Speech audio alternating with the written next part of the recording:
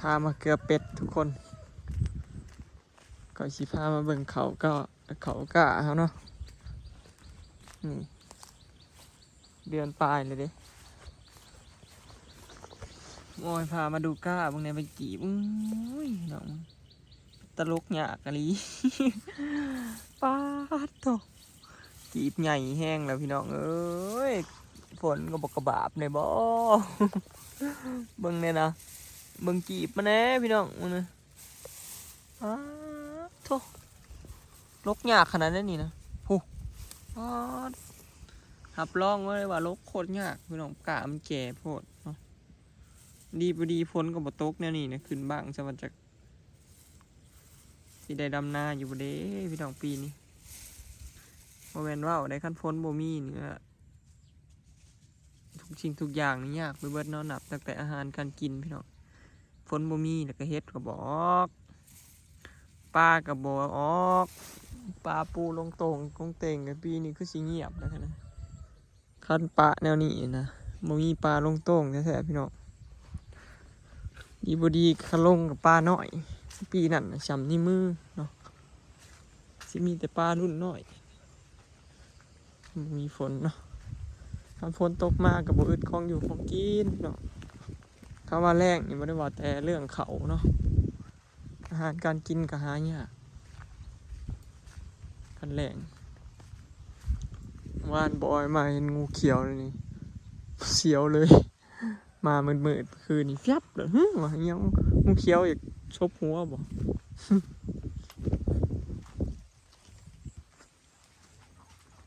เป็ดคอยกระถาอยู่สบายดีเด้อพี่น้องสบายดียังเศร้าออกมาเกลือหมูฉีดยาหมูแล้วก็ไปเกลือปลาเนาะ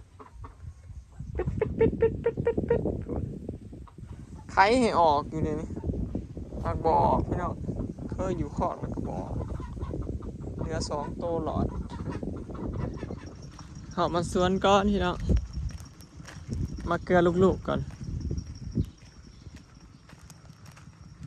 ว่านซอลอยมาทางเนี่ยทางยังกับอีเมย์เบื้องทางหนานะแปดเบ้อจุดวะทางผู้แนมเห็นโล่งเลยบ้านแปดแอนเต็มเพื่อนออกมาซ่อมให้ลูกเพื่อนวานบอยเอาลูกเมื่อวานนี่เนาะโอ้ยเลี้ยงเป็ดเลี้ยงเปรตเลี้ยงเปรตมาเสบียงไม่ลูกเนี่ยเอ้ยเว้ยเกี่ยวไม่แต่ละมื้อไม่ได้เห็นยังหรอกผมจะกับลูกไม่ได้เห็นหนาเห็นหนวดเราดอกพี่น้องชั่วโมงนี้นะแล้วลำเบิงนึง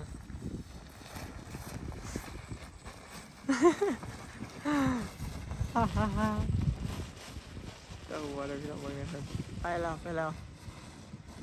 เอาพวกเอาหยาไปให้ลูกไปแล้วบ่าพ่อเป็นจันนี่แล้วพี่น้องเบิดเท่านั้นอาชีพเพิ่นจริงๆก็บ่ได้ยากดอกพี่น้องเอ้ยเลี้ยงงัว2 ตัว FC ป้าซื้องัวให้เพิ่นแท้ก็บ่ได้ยากพี่น้องแต่เรายาก งัว2 ตัวนึง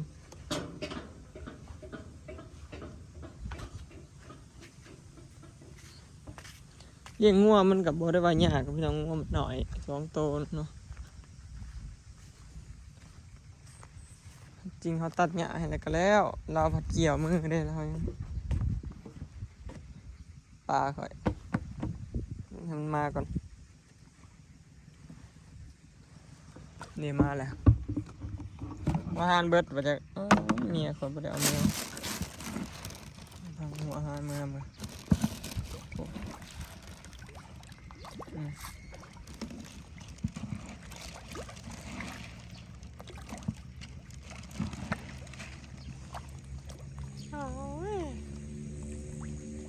ยามเสาร์เห็นลายที่เราปลานี่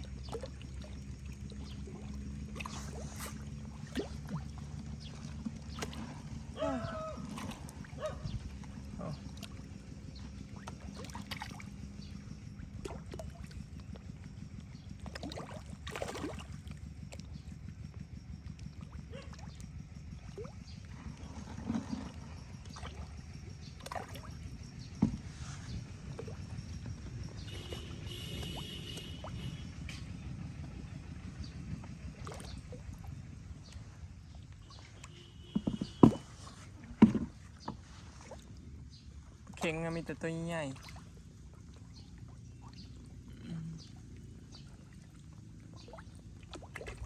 ปลาเค็งน่ะไหลแล้วนะเกือบ200โตพี่น้องไหล200ซะเนาะเพราะว่าชื่อมาตอนนั้นน่ะ4 ถุง5 ถุงนี่ละถุงละ60 โตบ่นี่ปานนี้พี่น้องมันจำบ่ผิดเด้ปลาเค็งพัน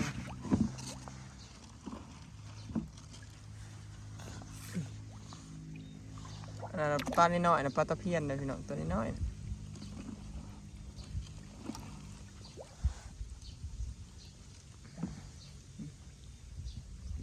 เค็งใหญ่ๆไว้ส่วนปลานิ่นนะที่ลอยนะก็ยังบ่ทันใหญ่อยู่ คือว่าเห็นยำในกระสับเก่าอยู่นี่เห็นบ่นะปลานิ่นนะเห็นยำในคือว่าสับเก่าอยู่นี่ปลานิ่นเลยพี่น้องนี่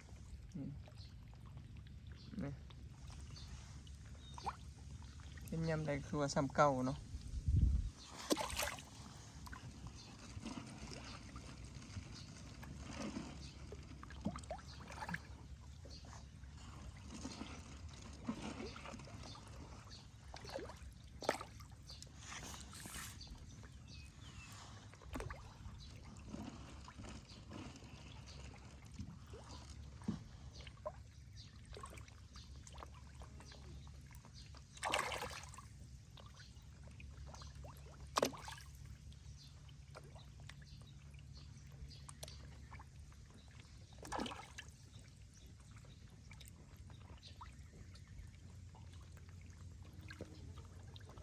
หลายพี่น้อง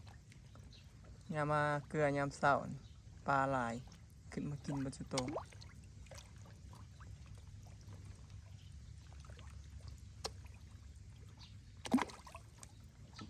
พอได้ตึกกินอยู่พี่น้องอยากยามได้ก็สิมาตึกกินเนาะแต่ว่ายามนี้บ่กินแล้วมีแต่สิปะไว้ให้มันเศร้าไข่เนาะปลาตะเพียนมันไข่อยู่ตอนนี้พอตึกกินรอบนั้นน่ะมันไข่แล้วก็ปลาในคลองเขามีแต่ปลาตะเพียนปลาเค็งไงปลานิ่นเนาะมีแต่ซ้ำนี่พี่น้องปลาในคลองเนาะก็เลยยังบ่ได้บ่กินมันเนาะยังน้อยปลาเค็งส่วนปลานิ่นก็ยังบ่ใหญ่ปลาตะเพียนก็มันไข่เลยบ่กินแล้วบัดนี้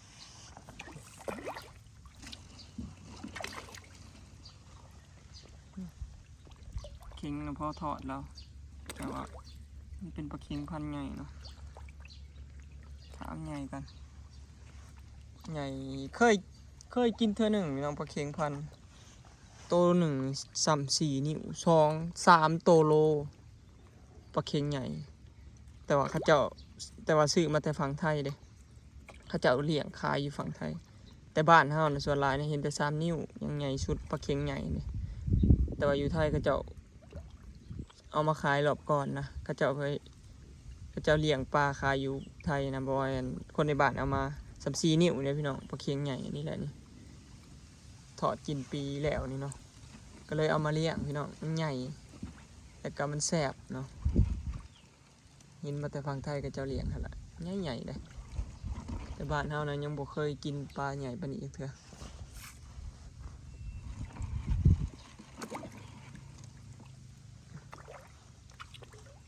เบิ่งข้างนี้พี่น้องมาเบิ่งข้างนี้ข้างนี้ปลาบ่หลายดอกเพราะว่ามันมาพี่แล้วมี2ข้างเลยมันถากินเด้อพี่น้องเขาเคยเกลือ2 ฝั่งแต่เก่านะบ่เกลือฝั่งเดียวแล้วมันมาแต่บ่อนเดียวเดี๋ยวนี้อยู่ฝั่งน้อยฝั่งมันแดดมักฮ้อยเห็นยามเช้าพี่น้องฮ้อยลายหน่วยเด้เดี๋ยวบอยสิพาย่างไปเบิ่งเนาะ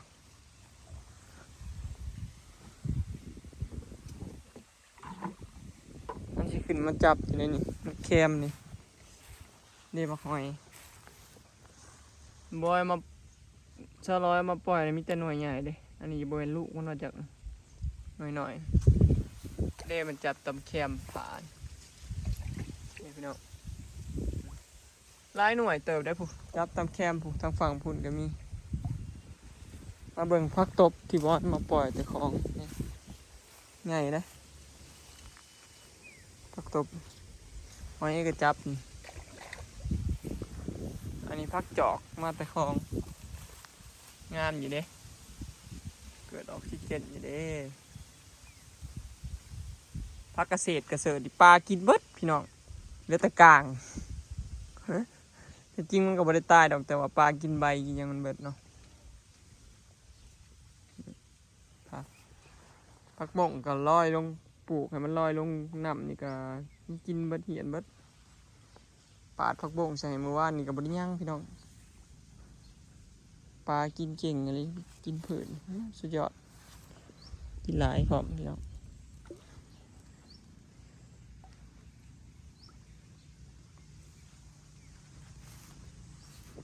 เบิ่งมุมสูงพี่น้องเบิ่งเห็นสัตว์อยู่บ่พี่น้องมากได้เกลือปลานี่เบิ่งปลากินอาหารนี่ครับเนาะมีความสุขเด้อพี่น้องเกลือเบิดมือก็ได้ข่อยบ่ได้ไปทางใดดอกคันได้เข้าสวนมันก็แย่งอยู่นี่แหละมันหิวใจได้เฉยเลยพี่น้องเนาะแล้วเขาเข้ามาสวนเบิ่งบรรยากาศเขียวๆสูดอากาศเย็นๆนั่นมันหิวใจเขาได้เลยเนาะมันก็บ่แปลกเลยที่หลายคนทำงานแล้วก็อยากไปเที่ยวธรรมชาติจังซี่เด้เนาะมันหิวใจได้เด้เอาไปเที่ยวแบบเกี่ยวกับแบบต้นไม้ธรรมชาติเนาะ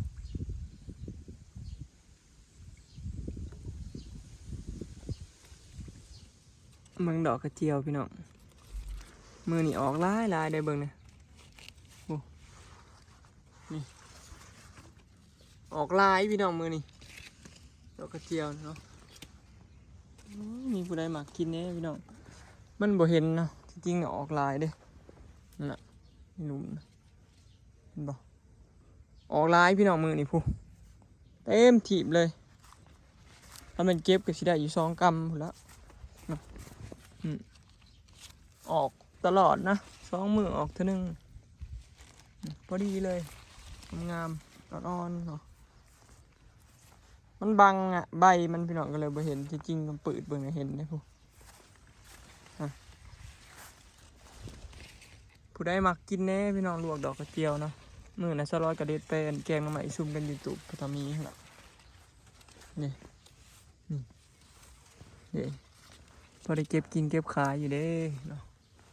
ออกเรียงกันเลยเบิดเลยรอบนี้ออกหลายเพราะว่าเฮาเด็ดใบมันเด็ดอันยอดมันโตแก่ออกนี่พี่น้องน่ะเดี๋ยวสิบอกซะร้อยมาเก็บเอาเก็บไปขายกันเนาะนี่บ่อึดกินพี่น้องขนาดปลูกบ่ได้หลายเลยนี่ทำปลูกสัมพอได้กินเนาะถือว่าประสบความสำเร็จในการปลูกกันดอกกระเจียวหวานเนาะที่หวานอะไรพี่น้องหลายลีหลอดนี่ออกขนาดเลยเพราะมันซุ่มตลอดดิ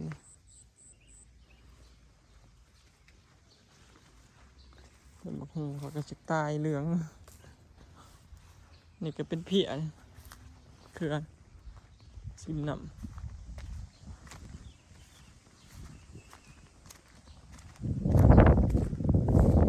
ต้นบักฮูเหลืองนี่มันก็ใหญ่เนาะยังเป็น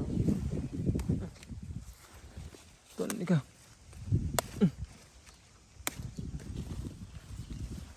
เหลืองไอ้แม่มอยู่คือสีบเลาะนี่เนาะ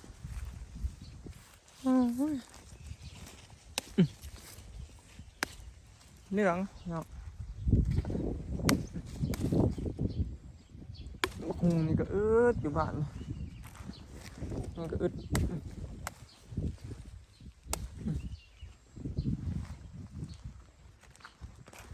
บ่มีกินพี่น้องนี่จะได้ซื้อเดี๋ยวซื้อยามได้อยากมีแต่ได้ซื้อรถตลาดปลูกเป็นเท่าไรต้นก็ยังไม่ได้กินก็สิได้กินบักฮูมวยง่าย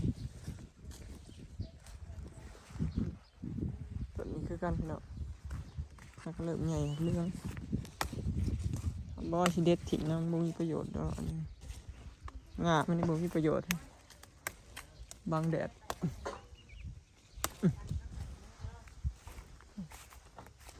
หลายต้นเติบเลยแต่ว่าถ้ากำลังใหญ่ช่วงนี้ปลูกแต่เฮิงนะ เบิดมักบวบขึ้นข้างเรียบร้อยเนาะรอแต่กินหมากมันลมเย็นสบายเข้ามาจากเมื่อพี่น้องเขาออกมาสวนเนาะมันอยู่บ้านสวนเท่านี้แบบมันโล่งบอกบ่ถือกันนะพี่น้องเนาะหลายคนที่เคยมาน่ะนะสิฮู้เนาะพี่น้องแต่ว่าพี่ทุกคนเบิ่งในกล้องก็น่าสิฮู้อยู่ว่าเป็นอะไรเนาะบรรยากาศเบิ่งเนาะเบิ่งน่าอยู่เด้พี่น้องข่อยผู้อยู่นี่ก็ยอมรับเลยว่าเจ้าของบ่จากเมื่อฮอดบ้าน ได้ออกมานี่นะบ่ได้อยากออกเมื่อเด้เพราะว่ามันสดชื่นแบบบอกบ่ถูกนะพี่น้องแบบอากาศมันก็แบบบ่มีฝุ่นบ่มีหยังขึ้นในบ้านเด้แล้วก็บ่วุ่นวายเสียงดังแบบคือในเมืองนะมาอยู่แบบเงียบๆโล่งๆแบบนี้เห็นบ่เดินมันก็โล่งมันก็แบบมันก็อยู่สบายนะมันโล่งมันบ่คับแคบเนาะพี่น้องบ่ว่าเป็นคนที่บ่มักอยู่บ่อนคับแคบมักอยู่แบบอากาศโล่งๆนั่งนอนอยู่สบายตามห่มไม้ตามเรือนนั่นนี่เด้ส่วนตัวมักตัวนี้นะบ้านสวนแล้วก็คือสิใครเนาะนี่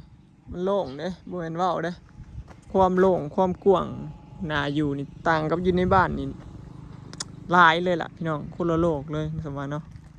คลิปนี้ก็สิขอเก็บภาพบรรยากาศไว้สำนี้เด้อเนาะพี่น้องไปแล้วสบายดี